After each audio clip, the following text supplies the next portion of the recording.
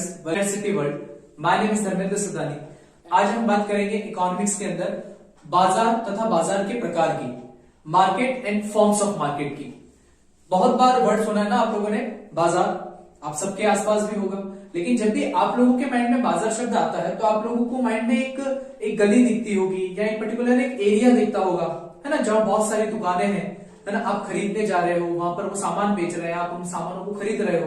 मतलब बाजार शब्द में आप लोगों के माइंड में कोई ना कोई पिक्चर बन रही होगी, कोई ना कोई इमेज आ रही होगी, कोई ना कोई एक पर्टिकुलर एरिया, कोई क्षेत्र होगा, ठीक है।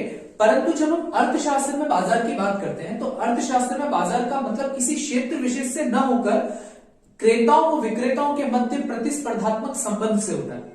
यानी कि जब भी हम अर्थशास्त्र में बाजार शब्द को पढ़ते हैं तो यहां पर बाजार शब्द का मतलब किसी क्षेत्र से नहीं है, किसी स्पेस से नहीं है, किसी गली से, किसी गली या मोहल्ले वाले बाजार से नहीं है। यहां पर बाजार का मतलब है एक क्रेता और एक विक्रेता। क्रेता जो वस्तुओं को खरीदेगा, विक्रेता जो वस्तुओं को बेचेगा। इनके मध्य में जो भी कॉम्पिटिटिव रिलेशनशिप, प्रतिस्पर्धात्मक संबंध, जो भी उनके बीच में रिलेशनशिप है। विक्रेता क्या चाहता है कि वो अधिक से अधिक सामान बेचे और लाभ कमाए। क्रेता क्या चाहता है कि वो अधिक से अधिक वस्तुओं सेवाओं को खरीदे ताकि उसे अधिकतम संतुष्टि मिले। तो विक्रेताओं और क्रेताओं के मध्य जो ये प्रतिस्पर्धात्मक संबंध है, इसी को हम क्या कहते हैं, बाजार कहते हैं, ठीक है।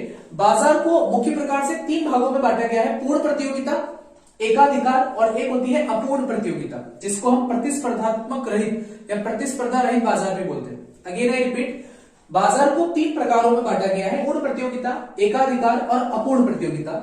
अपूर्ण प्रतियोगिता यानी कि प्रतिस्पर्धा रहित बाजार के भी 3 प्रकार होते हैं: एकाधिकारात्मक, अल्पाधिकार और द्वैधिकार। आई नो बहुत कॉम्प्लिकेटेड वर्ड्स लग रहे होंगे ना, पूर्ण प्रतियोगिता, एकाधिकार, एकाधिकारात्मक। एक तो इतने बड़े बड़े वर्ड्स और वो भी हिंदी के अंदर, ठीक है। No problem guys, one by one इन चीजों को मैं एक्सप्लेन करूंगा, आप लोगों के सारे डाउट क्लियर हो जाएंगे। तो सबसे पहले हम बात करेंगे पूर्ण प्रतियोगिता की।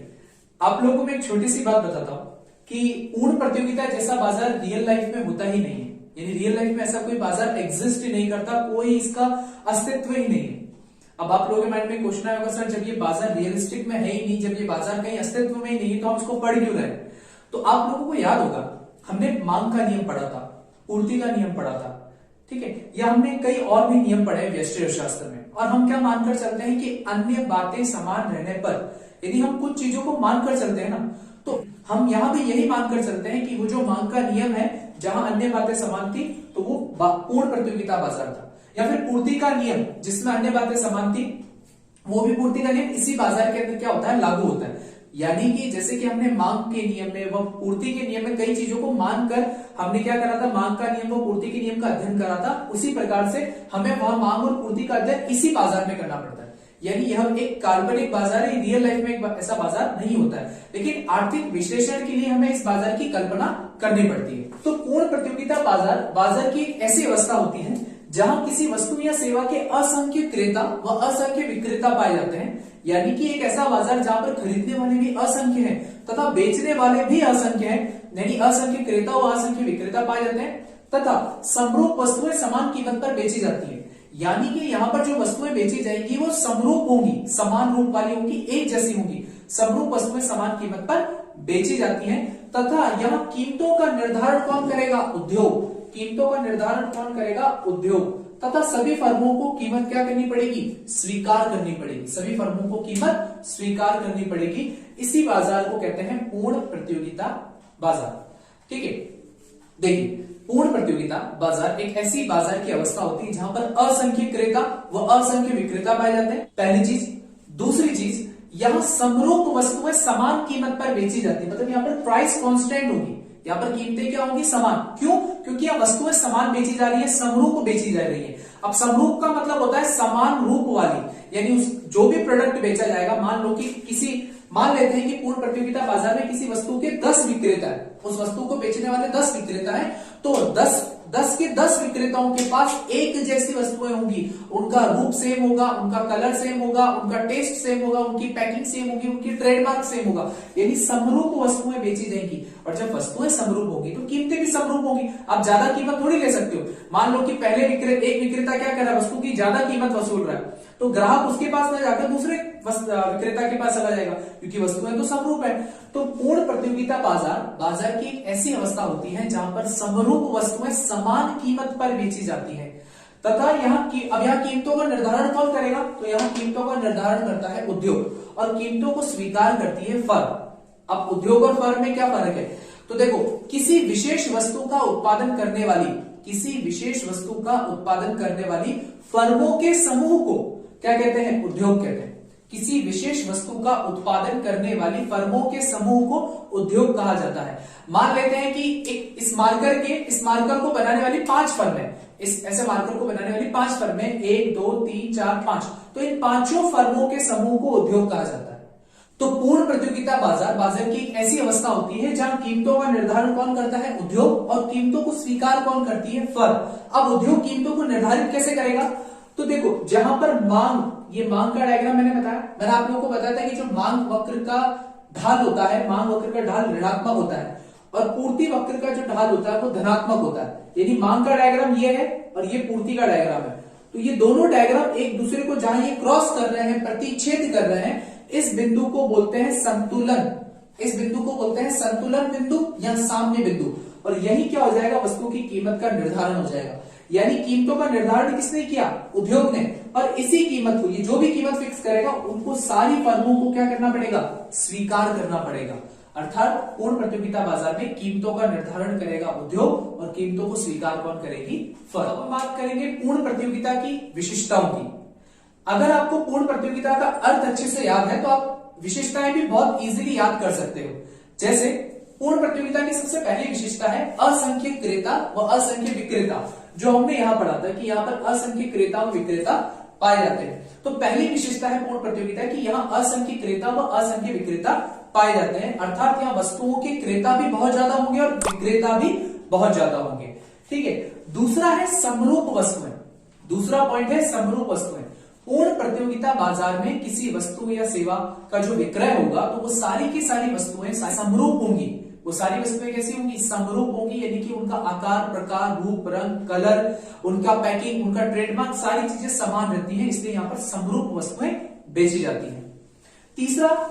तीसरा पॉइंट है कीमतों का निर्धारण उद्योग व कीमतों का स्वीकार फर्म द्वारा। यानी कि मैंने अभी आप लोगों को डायग्राम के थ्रू बताया कि यहां पर जो कीमतों का निर्धारण है वो कीमतों का निर्धारण किया जाता है उद्योगों द्वारा। कीमतों का निर्धारण कौन करेगा? उद्योग। और सभी फर्मों को कीमत क्या करनी पड़ेगी? स्वीकार करनी पड़ेगी। सभी फर्मों को कीमत स्वीकार करनी पड़ेगी। यहां पर आप एक कॉट का यूज कर सकते हो, industry is the price maker and firms are price taker. Industry क्या करेगी? प्राइस को मेक करेगी और फर्म क्या करेगी? प्राइस को टेक करेगी। ओके, सो ये तीसरा पॉइंट था। चौथी विशेषता है फर्मों के प्रवेश व निकासी की स्वतंत्रता। मैंने आप लोगों को अभी बताया कि फर्मों के समूह को, यानी जितने भी फर्में हैं, फर्मों के समूह को, जैसे मान लो कि इस मार्कर को बनाने वाली 5 फर्में, तो ये 5 फर्मों के समूह को हम एक बोलते हैं उद्योग। तो यहां इस उद्योग के अंदर फर्मों के प्रवेश व निकासी की स्वतंत्रता होती है। यानी ऐसा माना जाता है पूर्ण प्रतियोगिता बाजार के अंदर कि अगर मान लो कि इन 5 फर्मों को क्या हो रहा है? लाभ हो रहा है, तो नई फर्में क्या करेगी? उद्योगों में प्रवेश करेगी। ठीक है। मान लेते हैं कि 5 दोस्त हैं। ठीक है। अब 5 दोस्त मिलकर बहुत अच्छा प्रॉफिट कमा रहे हैं। 5 ने मिलकर जो फर्म स्थापित करी है, जो वो प्रोडक्शन कर रहे हैं, वो 5 जने प्रॉफिट कमा रहे हैं। तो छठा पर्सन सोचेगा कि यार ये जब ये लोग प्रॉफिट कमा रहे हैं तो मुझे भी क्या करना चाहिए? इनका जैसा उत्पादन करना चाहिए, इनकी जैसी वस्तुओं को उत्पादन करना चाहिए। तो छठा व्यक्ति भी इसमें प्रवेश करेगा, 7वां व्यक्ति भी इसमें प्रवेश करेगा। कहने का मतलब है अगर ये 5 फर्में लाभ की अवस्था में होंगी तो सभी नई नई फर्मों का प्रवेश होगा। ठीक है। और अगर ये फर्में हानि की अवस्था में होंगी तो ये फर्में उद्योग छोड़कर चली जाएंगी। यानी यहां पर फर्मों के प्रवेश और फर्मों के निकासी की क्या होती है? स्वतंत्रता होती है। कोई रोक टोक नहीं होती, कोई कानूनी या राजनीतिक कोई दबाव नहीं होता, कोई इन पर रेस्ट्रिक्शंस नहीं होते। फर्मों के प्रवेश व निकासी की यहां स्वतंत्रता होती है। अगला पॉइंट है विज्ञापन लागतों का अभाव। विज्ञापन लागतों का अभाव। मैंने आप लोगों को भी थोड़ी देर पहले बताया कि पूर्ण प्रतियोगिता बाजार में समरूप वस्तुएं बेची जाती है। पूर्ण प्रतियोगिता बाजार में समरूप वस्तुएं बेची जाती हैं। तो समरूप वस्तुएं बेचने का मतलब क्या हुआ कि यहां पर एक जैसी वस्तुएं मिलेंगी। जब सभी विक्रेताओं की वस्तुएं एक जैसी हैं तो कोई भी विक्रेता विज्ञापन क्यों करेगा? यहां हमारे कॉमन सेंस की बात है कि मान लेते हैं कि एक वस्तु के 5 विक्रेता है और 5 एक ही जैसा सामान बेच रहे हैं, तो ये एक विक्रेता अपना विज्ञापन करके अपना खर्चा क्यों बढ़ाएगा जबकि प्रोडक्ट सबका एक जैसा है? तो अर्थात यहां पर विज्ञापन लागतों का अभाव होता है। यानी कि यहां पूर्ण प्रतियोगिता बाजार में विज्ञापन लागतें नहीं पाई जाती हैं। क्यों? क्योंकि यहाँ सभी का प्रोडक्ट, सभी की वस्तुएं समान है, एक जैसी है। ठीक है। अगला पॉइंट है परिवहन लागतों का अभाव। पूर्ण प्रतियोगिता बाजार में यह माना जाता है कि यहाँ पर क्रेता और विक्रेता समीप है, अर्थात इनके मध्य कोई दूरी नहीं है, तो यहाँ पर परिवहन लागतें भी नहीं पाई जाती है। देखो रियल लाइफ में ऐसा नहीं होता है। रियल लाइफ में परिवहन लागतें पाई जाती है। परिवहन लागतें मतलब कि सामान को एक स्थान से दूसरे स्थान पर जब लाने ले जाने का जो खर्च होता है, ट्रक के अंदर, ट्रैक्टर के अंदर या रेलगाड़ियों से जो सामान लाया जाता है, तो उस पर परिवहन लागतें लगती है हमारी। ठीक है। लेकिन पूर्ण प्रतियोगिता में ऐसा माना जाता है कि यहाँ परिवहन लागतें क्या, इन परिवहन लागतों का अभाव होता है, अर्थात यहाँ परिवहन लागतें नहीं पाई जाती है। ठीक है। अगला पॉइंट यहाँ पर आपको दे रखा है क्रेताओं को विक्रेताओं को बाजार की संपूर्ण जानकारी, अर्थात यह माना जाता है कि यहाँ पर क्रेता व विक्रेताओं को बाजार की संपूर्ण जानकारी होती है। क्रेता को पता है कि उसे किस कीमत पर वस्तुओं को खरीदना है और विक्रेता को यह पता होता है कि उसको किस कीमत पर वस्तुओं को बेचना है। ठीक है। अगला पॉइंट है गला काट प्रतियोगिता। गला काट प्रतियोगिता का मतलब यहाँ पर किसी के गले नहीं कट रहे हैं। गला काट प्रतियोगिता का मतलब है कि यहाँ पर प्रतियोगिता इतनी ज्यादा होती है, इतनी ज्यादा प्रतियोगिता होती है कि उसे अर्थशास्त्र में गला काट प्रतियोगिता के नाम से जाना जाता है। तो यहाँ क्रेता और विक्रेता दोनों की संख्या बहुत अधिक है, विक्रेता बहुत सारे बेचने के लिए, तो यहाँ इनके मध्य प्रतियोगिता भी बहुत बड़ी होती है और बड़े बड़े स्तर की होती है। तो इसलिए यहाँ पर ऐसा कहा जाता है कि यहाँ गला काट प्रतियोगिता पाई जाती है।